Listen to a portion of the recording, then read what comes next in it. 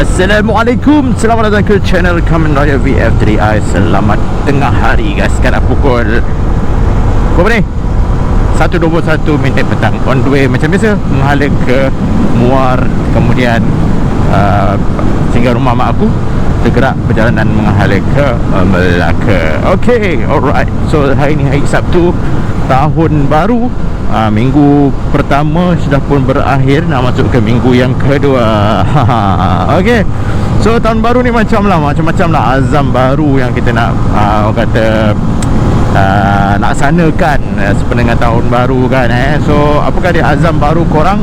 Apa pun azam baru korang, yang mestinya azam tu mestilah satu azam yang positif. Sama lah macam aku, azam positif.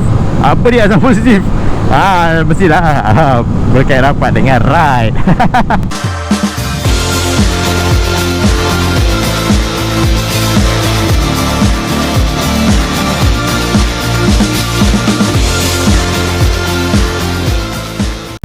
So 2026 ni aku nak kurangkan aktiviti bersihat. Aku nak kurangkan aktiviti yang sihat. Jogging-jogging ni kurangkan, maraton-maraton ni nak kurangkan. Aku nak lebih banyak aktiviti yang betul-betul kena dengan jiwa aku lah. Kena dengan channel ni, iaitu ride lah. So tahun 2025, 2024, 2023 lah, 2023, 2024, 2025 kita dah fokus kesihatan. Sekarang ni badan dah okey sikit, 80 kg. Dah belum lagi BMI normal lah orang kata kan, tapi dah cukup orang kata. Kalau aku makan banyak pun aku rasa tak naik berat badan. Dia akan hilang. Still lagi macam maintain lah. Jadi aku rasa untuk 2026 ni kita still lagi lah buat jogging, tapi tak join lah kot yang maraton ni, dah tak join. Kita kalau nak join pun mungkin fun run je lah kot. Sebab apa? Sebab kita nak cuba untuk fokuskan kita punya, kalau setiap hujung minggu yang kosong tu, cuba kita buat ride. Ride makan. Jadi 2026 ni kita nak build up balik, cubalah untuk buat aktiviti ride. Sebab apa? Sebab yelah, kita rasa tahun 2024, 2025 kurang sangat kita ride bersama dengan kawan-kawan kan. Jadi cubalah kita kembali kepada 2026 ni, kita ride bersama dengan kawan. Kita build up kembali connection dengan kawan-kawan yang lama telah terputus hubungan, yang mana dah tak ride bersama. Ride yang kita cuba buat ni ride benda biasa lah. Kita ride makan, ride pergi tempat-tempat yang menarik. Kita cuba buat benda tu untuk tahun 2026. Okay lah. Jadi azam aku tahun 2026 kita nak banyakkan ride bersama dengan kawan-kawan kita.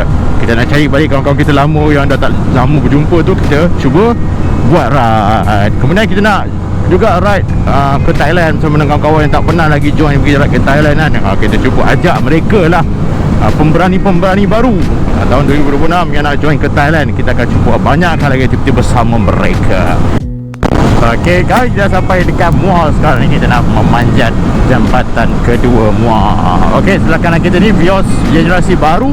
Yang hujung sana tu Vios Dugong generasi kedua. V2 lah lebih kurang. Siapa yang tak tahu, aku pernah ada kereta juga dulu. Kereta Vios Dugong, daripada Toyota. Jangan main kerja mengajar je, tapi boleh pakai Toyota dekat Kelantan pula tu. Time dulu lah kan, sama-sama ada kereta dah kena tarik. 2 kali pula kena tarik. Dah lah sekali ni dah kena jual lah. Dah tukar nama dah pun.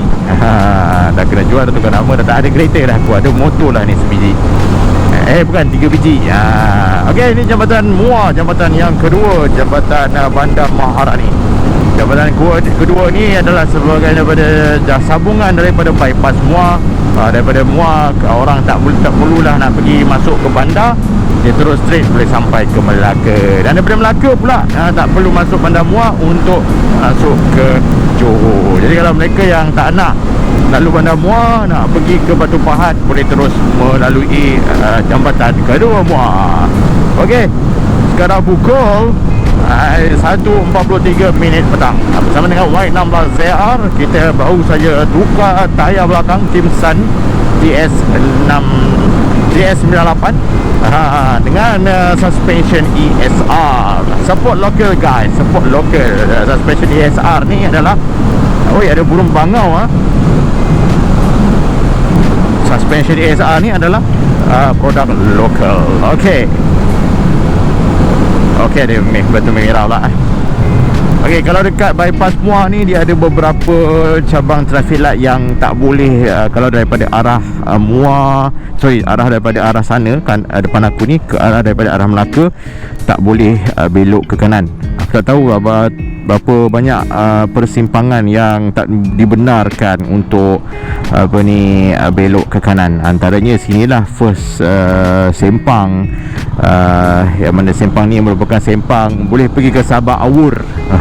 Sabak Awur ni adalah tempat orang kata food court makan ikan bakar.